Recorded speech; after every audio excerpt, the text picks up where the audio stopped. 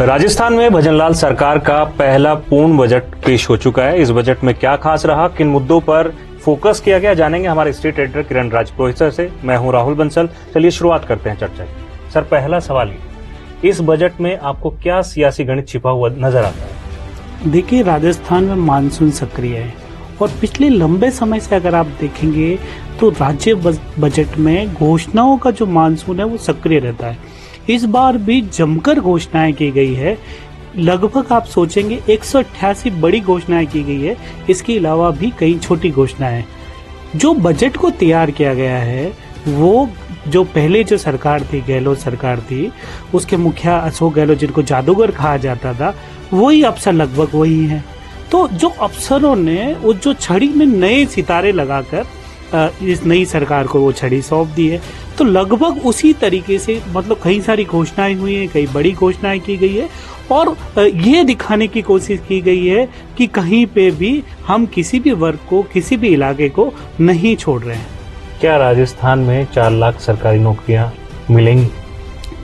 देखिए, सबसे बड़ा एक प्रश्न यही है कि 4 लाख सरकारी नौकरियां मिलेगी क्या?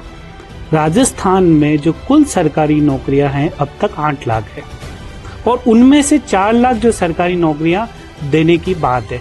क्या ये संभव है? मुझे लगता है कि ये संभव नहीं है, क्योंकि राजस्थान में हर साल लगभग 30 से 32 हजार पद खाली होते हैं।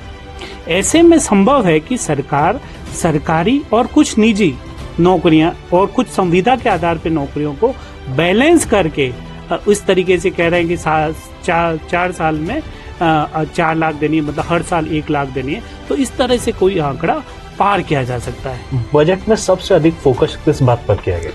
देखिए, बजट में अगर सबसे ज्यादा अगर फोकस की मैं बात करूं तो अब तक राजस्थान में गुजरात मॉडल की बात होती थी। अक्सर हर चीज में जब भी भाजपा सरकार आती थी या भाजपा की रणनीति होती थी वो गुजरात के मॉडल पे होती थी। इस बार काफी हद तक मध्य प्रदेश जो पड़ोसी राज्य है उस पर शिफ्ट होने की कोशिश की गई है। वहां अगर मैं देखूंगा तो देखिए कि जहां कुलपति थे वहां कुलगुरु हो गए, यहाँ भी कुलगुरु हो गए।